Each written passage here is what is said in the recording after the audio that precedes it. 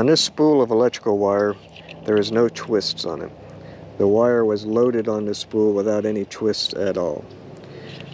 Now imagine this is your spinning reel spool, and you make a cast. Every loop that comes off the face of that spool puts a twist in your line, as it's doing with this wire. And if you pull that wire tight, you can see the lettering. It's all twisted. For every loop that came off that spool, there is one twist in that wire.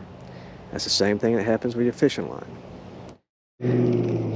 Okay, in the last clip I showed you with the electrical wire how when you have a spool loaded without twist and you pull the wire or line off the face of that spool, it produces a twist per loop.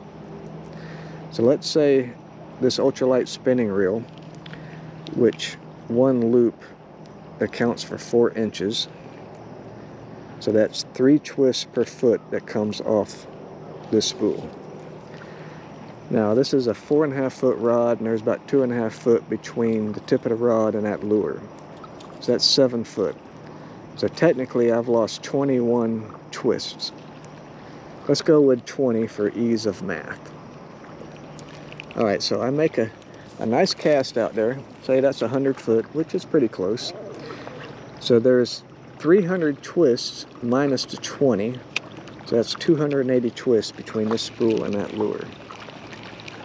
So I reel that lure in, and when I get it up to the end and go to pull it out of the water, more twist will start coming out of that line.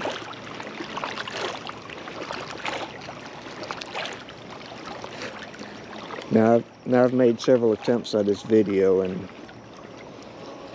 a lot of the twists have already came out, but if it had been from the very beginning, this would have come out probably another 20 twists.